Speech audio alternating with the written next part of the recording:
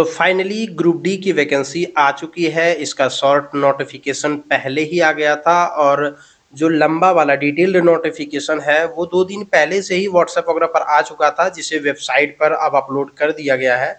ये आप वेबसाइट देख सकते हैं, इसी वेबसाइट पर अपलोड कर दिया गया है। इसी वेबसाइट पर जाकर के आप अप्लाई भी कर सकते हैं। अगर आप पहली बार रेलवे का फॉर्म भर रहे हैं तो क्रिएट अकाउंट के ऊपर क्लिक करके आपको पहले अपना अकाउंट बनाना होगा। उसके बाद आप जो डिटेल्स एवं डेटा मांगा जाएगा उसको डाल करके अपलोड कर सकते हैं और अपना फॉर्म सबमिट कर सकते हैं। अगर आपने पहले से कोई रेलवे का फॉर्म भरा था जैसे टेक्नीशियन, आरपीएफ या एनटीपीसी वगैरह, तो आपका रजिस्ट्रेशन पहले से ही हो चुका है। आपको ऑलरेडी हैव एन अकाउंट के ऊपर क्लिक करके और सिर्फ लॉगिन करना है मोबाइल नंबर और पासवर्ड के द्वारा या ईमेल या पासवर्ड के द्वारा, और आपको फॉर्म को भर लेना है। तो फाइनली हम आज बात करेंगे ग्रुप डी की वैकेंसी की। तो ग्रुप डी की वैकेंसी, जिसको अब ग्रुप डी ना कह करके यहाँ पर लेवल 1 कहा जा रहा है। आप अगर इस नोटिफिकेशन में देखेंगे तो यहाँ पर देखिए लिखा हुआ है recruitment for various post in level 1 of 7th CPC पे मैट्रिक्स। यानी ग्रुप डी पहले इसको लिखा जाता था, आजकल इसको लेवल 1 लिखा जा रहा है। और ये जो नोटिस नंबर है वो 8/2024 है। तो जब भी आप सीईएन नंबर देखेंगे तो हमेशा वहाँ 8/2024 दिखेगा। और इसमें जो है वो इस प्रकार के पद हैं, आप देख सकते हैं ग्रुप डी के ये सारे पद हैं। यहाँ पर देखिए ये व्यक्ति काम कर रहा है, ये व्यक्ति काम कर रहा है, ये व्यक्ति, ये तमाम जो आपको दिख रहे हैं ये ग्रुप डी का जो है वो काम है। अब यहाँ पर हम लोग बात कर लेते हैं, सबसे पहले यहाँ पर देख लेते हैं कि क्या डेट है। तो 28 दिसंबर को ही इसका शॉर्ट नोटिफिकेशन आया हुआ था। उसके बाद 22 जनवरी को ये जो है वो पब्लिश हुआ है और 23 जनवरी से यानी आज से ये ऑनलाइन होना शुरू हो चुका है और 22 फरवरी लास्ट डेट है।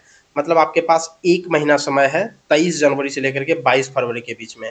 पेमेंट करने का आखिरी डेट है 24 फरवरी और किसी भी प्रकार से अगर कोई गलती होता तो सुधार करने का समय है 25 फरवरी से 6 मार्च 2024 के बीच। लेकिन आप फॉर्म को सावधानी पूर्वक भरें, क्योंकि अगर किसी प्रकार की कोई गलती होती है तो आपको पेमेंट करके सुधार करने का ऑप्शन दिया जाएगा। आप फ्री ऑफ कॉस्ट जो है वो सुधार नहीं कर सकते हैं। अब आइए देख लेते हैं इस वैकेंसी के कुछ कुछ महत्वपूर्ण बिंदुओं को। सबसे पहले तो ये देख लीजिए, 18,000 इनिशियल पे है। टोटल पद हैं 32,438, मतलब आपके पास ठीक ठाक जो है वो पद है 32,438। और उम्र चाहिए 18 से 36 के बीच में 1/1/2025 के को, यानी 1 जनवरी 2025 को आपका उम्र अगर 18 साल हो गया है और 36 साल लास्ट जो है, तो फिर आप जो है वो इसमें अप्लाई कर सकते हैं। अब कुछ और बिंदुओं को हम लोग देख लेते हैं जो इस नोटिफिकेशन में जो आपके लिए महत्वपूर्ण है। यहाँ पर एक आप देखेंगे crucial date for claim of SC ST OBC EWS EBC status और any other benefit fee concession reservation age relaxation etc where not specified otherwise will be the closing date for the submission of online application against CEN।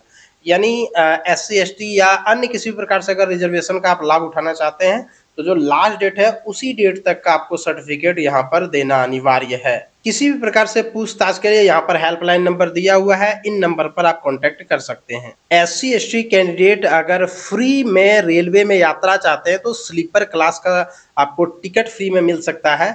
उसके लिए आपको SC ST आप जिस category से हैं उसका certificate आपको अपलोड करना होगा और आप फ्री ट्रेवल पाना चाहते हैं उस कॉलम में आपको यस के ऊपर क्लिक करना होगा या एस करना होगा, तभी जाकर के आपको जो है वो फ्री ट्रेवल पास मिल सकता है। अदर कैटेगरीज वाले को ये फ्री ट्रेवल पास नहीं मिलेगा, सिर्फ SC ST कैंडिडेट को। इस फॉर्म को भरने के लिए अगर आप भारत के नागरिक हैं तो भर सकते हैं। विशेष कंडीशन में नेपाल, भूटान और जो रेफ्यूजीज हैं उन लोगों को भी अलाउ किया गया है, जो अन्य वैकेंसी में भी की जाती है। ग्रुप डी के पदों के लिए जो उम्र होगी वो 18 से 33 साल ही नियमतः है, लेकिन 3 साल जो है वो कोविड-19 यानी कोरोना वाला बीमारी जो एक आया हुआ था उसके कारण से 3 साल और एक्स्ट्रा दिया गया है।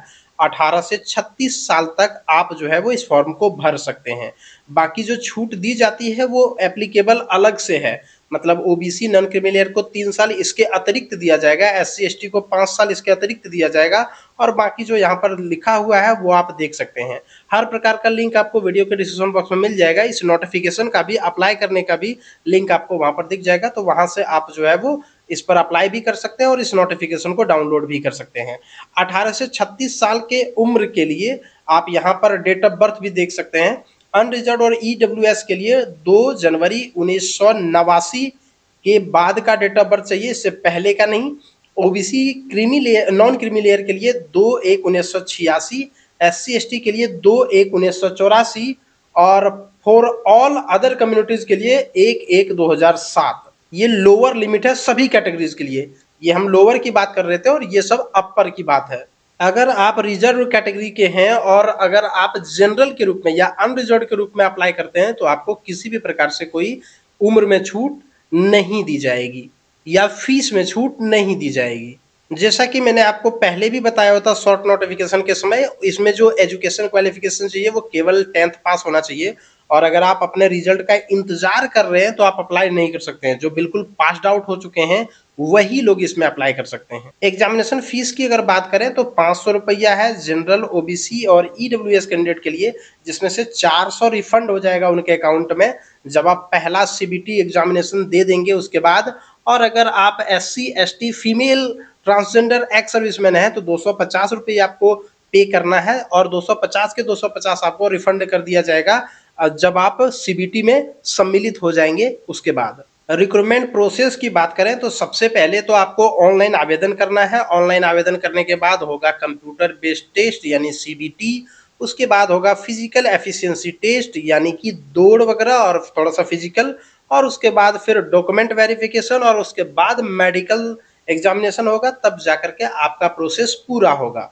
ग्रुप डी में जो सीबीटी होगा वो उसमें आपको 90 मिनट समय दिया जाएगा। 100 क्वेश्चन होंगे, जनरल साइंस से 25, मैथमेटिक्स से 25, जनरल इंटेलिजेंस एंड रीजनिंग से 30 और general awareness and current affair से 20 क्वेश्चन होंगे। अगर आप सिलेबस देखना चाहते हैं तो यहाँ पर आप देख सकते हैं, ये मैथमेटिक्स का सिलेबस है, ये जनरल इंटेलिजेंस और रीजनिंग का सिलेबस है, ये जनरल साइंस का सिलेबस है और साथ ही ये है सबसे लास्ट वाला जनरल अवेयरनेस और करंट अफेयर्स का सिलेबस, इसे भी आप देख सकते हैं। वहीं अगर फिजिकल एफिशिएंसी टेस्ट की बात करें तो आपको फिजिकल जो टेस्ट होगा उसमें 35 केजी वजन को उठा करके 100 मीटर जाना है 2 मिनट में और आपको एक ही चांस दिया जाएगा। वहीं फीमेल के लिए जो है वो 20 केजी वजन को उठा करके 100 मीटर जाना है 2 मिनट में, एक चांस दिया जाएगा। कहीं पर भी आपको नीचे नहीं रखना है उस वजन को। इसके अतिरिक्त 1000 मीटर आपको दौड़ना है 4 मिनट 15 सेकंड में मेल के लिए और फीमेल के लिए 1000 मीटर दौड़ना है 5 मिनट 40 सेकंड में, सिर्फ एक चांस आपको दिया जाएगा। एक्स सर्विसमैन का फिजिकल एफिशिएंसी टेस्ट नहीं होगा लेकिन रिटर्न और फिजिकल स्टैंडर्ड को पास करना होगा। कैसे अप्लाई करना है वो यहाँ पर आप थोड़ा सा पढ़ सकते हैं, देख सकते हैं। फोटोग्राफ जो है वो करंट आपको देना है जो 50 से 100 केबी के बीच में होना चाहिए और जेपीईजी फॉर्मेट में होना चाहिए। पीछे का बैकग्राउंड जो है वो व्हाइट होना चाहिए और बिल्कुल प्लेन होना चाहिए। साथ में आप फोटो जो आपका होना चाहिए उसमें किसी प्रकार से चश्मा, टोपी, इन सबों का प्रयोग आपको नहीं करना है। फोटो में फोटो का पीछे का बैकग्राउंड सफेद कलर का होना चाहिए और आपके द्वारा जो पहना हुआ ड्रेस होना चाहिए वो डार्क कलर का होना चाहिए, वो व्हाइट नहीं होना चाहिए ताकि क्लियरली दिख सके। और साथ ही आपका फोटो जो है वो 2 महीने से ज्यादा पुराना नहीं होना चाहिए। ये फोटो का साइज होना चाहिए 35 mm इंटू 45 mm, या पिक्सल में अगर बात करें तो 320 पिक्सल इंटू 240 पिक्सल्स। वहीं पर फोटो का साइज आपको 50 से 100 केबी के बीच में होना चाहिए, जेपीजी फॉर्मेट में होना चाहिए और 100 डीपीआई रिजोल्यूशन में कम से कम आपको स्कैन करना है फोटो को। यहाँ पर एक और बात लिख दी गई है कि मोबाइल वगैरह से फोटो लेने से थोड़ा सा बचें क्योंकि आमतौर पर वो रिजेक्ट होने की संभावना है। आपको किसी प्रोफेशनल स्टूडियो में जाकर के फोटो लेना है ताकि रिजेक्ट ना हो। आपके फोटोग्राफ में कम से कम 50% हिस्से में चेहरा होना चाहिए। इसके अलावा डायरेक्टली आपको कैमरे की तरफ देखना है और साथ में इस प्रकार से होना चाहिए कि चेहरे का कोई हिस्सा बाल वगैरह या किसी अन्य चीजों से ढका हुआ ना हो। आपका कपाल यानी आगे का हिस्सा, आईज यानी आंख, गाल, नोज, नाक, नेक यानी गर्दन, चीन यानी कि ठुड्डी और दोनों शोल्डर जो वो क्लियरली विजिबल होना चाहिए। इस प्रकार से आपको फोटो लेना है ताकि ये रिजेक्ट ना हो। कोई पीडब्ल्यूडी कैंडिडेट भी अपना इसी प्रकार से फोटोग्राफ अपलोड करना है, उनके फुल बॉडी का फोटो अभी अपलोड नहीं करना है। साथ ही आप अपने आधार कार्ड वगैरह में जो है वो लेटेस्ट फोटोग्राफ को अपडेट करवा लें ताकि एग्जामिनेशन देते समय जो है वो एग्जाम हॉल में आपको इससे दिक्कत ना हो कि आप अपने आधार कार्ड वगैरह में बहुत पुराना फोटो है और आप अभी नए टाइप के जो है वो हो चुके हैं इसीलिए आप अपने आधार कार्ड या अन्य जो आईडी प्रूफ है, आधार, वोटर कुछ भी, उन सबों में कम से कम लेटेस्ट फोटो आप अपलोड करा लें। जो भी कैंडिडेट अभी जो फोटोग्राफ अपलोड कर रहे हैं वही फोटोग्राफ 12 कॉपी अवश्य बनवा लें, क्योंकि डॉक्यूमेंट वेरिफिकेशन एवं अन्य कार्यों में आपको जरूरत पड़ सकती है अगर आप सेलेक्ट होते हैं तो। इसीलिए आप 12 कॉपीज फोटोग्राफ अपने पास जरूर रख लें। साथ ही जब आप सीबीटी एग्जामिनेशन देने जाएंगे वहां पर भी आपको फोटोग्राफ की जरूरत पड़ेगी। सिग्नेचर जो है वो आपको रनिंग हैंडराइटिंग में करना है, यानी बड़े लेटर में नहीं करना है। जो नॉर्मली हम लोग जिस प्रकार से लिखते हैं, जिसमें पहला कैपिटल होता है, बाकी का स्मॉल होता है, उस टाइप के रनिंग हैंडराइटिंग में लिखें। ब्लैक पेन का इस्तेमाल करें, और इसके अलावे जो है वो ब्लॉक और कैपिटल लेटर्स में नहीं लिखना है। 100 dpi इसमें भी रेजोल्यूशन होना चाहिए। साइज 50 mm टू 20 mm होना चाहिए।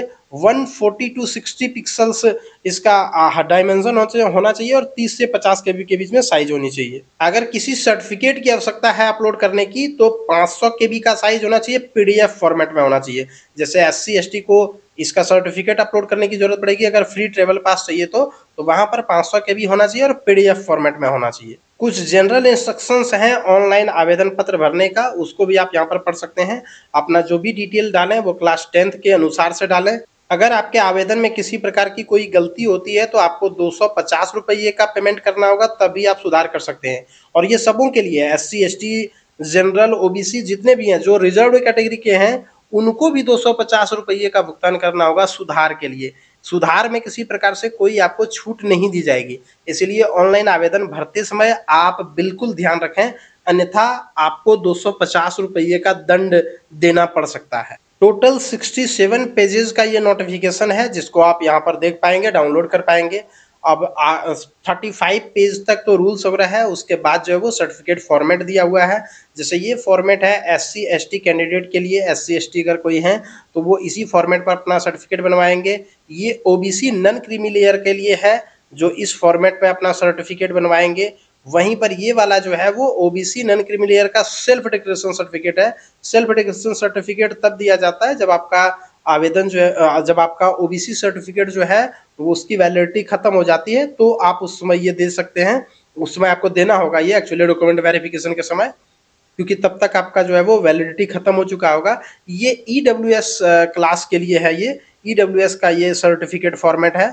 और वहीं पर ये जो है वो EBC यानी इकोनॉमिकली बैकवर्ड क्लास के लिए है। इकोनॉमिकली बैकवर्ड क्लास जो है वो OBC से अलग है। आप OBC और EBC को एक ना समझें। EBC उनको कहा जाता है जनरली जिनका जिनका जो वार्षिक आय है, जिसके फैमिली का वो 50,000 से कम है वर्तमान में। तो EBC और OBC दो अलग अलग चीजें हैं। तो इस प्रकार से कई सारे फॉर्मेट्स यहाँ पर दिए हुए हैं। ये डिसेबिलिटी का है एवं अन्य इस प्रकार से कई सारे फॉर्मेट दिए हुए हैं। इन सारे फॉर्मेट्स वगैरह को भी आप देख सकते हैं, और आपके लिए जो जरूरी है उसको आप रेडी करके रख सकते हैं। अगर आप इस फॉर्म को भरना चाहते हैं तो मैं आपसे यही कहना चाहूंगा कि आप जो है वो पहले इस फॉर्म को पूरी पढ़ लें, तभी जाकर के आप इसको भरें। पेज नंबर 50 के बाद आपको विभिन्न प्रकार के पोस्ट के बारे में आपको जानकारी मिलेगा। यहाँ पर देखिए पोस्ट लिखा हुआ है, ये डिपार्टमेंट लिखा हुआ है, ये सब डिपार्टमेंट लिखा हुआ है, ये मेडिकल स्टैंडर्ड लिखा हुआ है, यहाँ उम्र लिखा हुआ है, और यहाँ पे जो है वो एजुकेशन क्राइटेरिया लिखा हुआ है। तो यहाँ पर आप देख सकते हैं इन तमाम चीज़ों को, तमाम पोस्ट को आप देख सकते हैं। 10th पास चाहिए, या फिर ITI पास चाहिए, या इसके इक्विवेलेंट में होना चाहिए, या फिर national apprentice certificate granted by NCVT। अगर इन सब क्राइटेरिया को आप फुलफिल करते हैं तो आप इसमें अप्लाई कर सकते हैं। ये यहाँ पर पोस्ट को देख लीजिए, डिपार्टमेंट, सब डिपार्टमेंट, और क्या है मेडिकल स्टैंडर्ड होना चाहिए, वो तमाम चीज़ों को देख सकते हैं। ये सब तो PWD कैंडिडेट के लिए है। इस प्रकार से यहाँ पर देख सकते हैं। इसके बाद किस किस RRB में कितनी कितनी वैकेंसी है उसे भी आप देख सकते हैं। जैसे ये मुंबई RRB का यहाँ पर दिया हुआ है। देखिए मुंबई में कितनी वैकेंसी है, किस किस कैटेगरी में और किस किस पोस्ट में, उसको आप यहाँ पर देख सकते हैं। वहीं दूसरा आप यहाँ पर देख सकते हैं जयपुर का है, इसको भी आप देख सकते हैं। फिर ये तो हुबली का है, यहाँ पर भी आप देख सकते हैं। तो इस प्रकार से जितने भी जोन है रेलवे के, उन सभी जोन में आप देख सकते हैं। सॉरी, मैंने RRB बोला था, ये जोन में किस किस जोन में कितनी कितनी वैकेंसी है वो आप यहाँ पर देख सकते हैं। तो इस प्रकार से आपको नोटिफिकेशन में देखने को मिल जाएगा। आप सभी जोन को देख करके कंपेयर करके अप्लाई कर सकते हैं, या फिर अपने नज़दीकी जोन में भी अप्लाई कर सकते हैं। वीडियो को देखने के लिए धन्यवाद।